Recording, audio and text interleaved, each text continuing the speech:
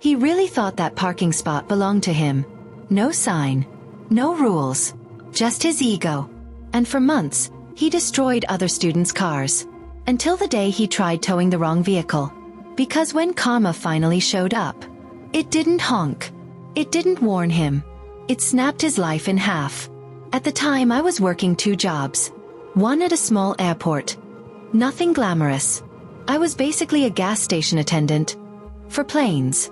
And the other job? An animal shelter. Concrete floors. Barking echoes. The kind of place where you talk quietly, because emotions are already running high. One afternoon during a slow moment, a few coworkers and I were standing around chatting. Nothing serious. Just venting, passing time. That's when one coworker started talking about her son. And I could tell immediately. This wasn't casual complaining. Her shoulders were tense. Her voice tight. She told us her son's car kept getting damaged at school. Scratches. Bent panels. Broken lights. At first, I assumed it was just careless teenagers. But then she sighed and said, "There's this one kid who thinks a parking spot belongs to him." No assigned parking. No markings. Just one student who decided that everyone else needed to obey him. Automobile the antagonist. This kid, let's call him Little Shit, had a pickup truck. Not a real tow truck. Not professional. Just a beat-up little thing with a tow hook slapped on the back. And whenever someone parked in his spot, he'd tow their car out of it. Illegally. Aggressively. Damaging vehicles like it was nothing. Listening to her talk, I felt that familiar tight feeling in my chest. Because there's something uniquely infuriating about entitlement.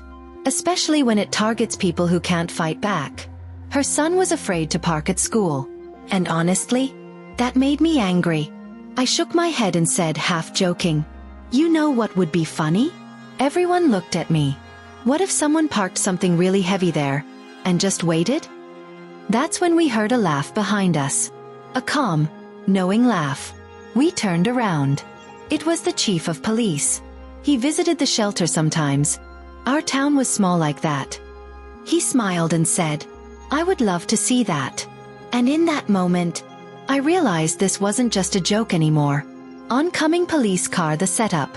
A few days later, my coworker filled me in. The police had checked the law. And where we live. Moving a vehicle even a short distance without permission or proper permits is considered vehicle theft. So the chief decided to let Little Shit do what he always did. They placed an unmarked police truck in the parking spot. Then they loaded it with cement bags. So many that my coworker said she was shocked the truck didn't buckle under the weight. Undercover units parked nearby. Cameras rolling. All they had to do was wait. Smiling face with horns the moment he messed up. Right on schedule. Little Shit showed up. Same truck. Same confidence. He spotted the vehicle in his spot. And instead of questioning it, instead of hesitating, he did what he always did. He hooked the chain, climbed into his truck, and floored it. The engine screamed. The tires spun. For a moment, nothing happened. Then, the police truck shifted. Just a few feet. That was all it took. There was a loud crack. And his rear axle snapped clean out. Metal slammed onto the pavement. Oil spread under the truck like a dark stain. And before he could even process what happened, red and blue lights surrounded him. Police car light the fall. Undercover officers stepped out from every direction. He was pulled from the cab. Cuffed.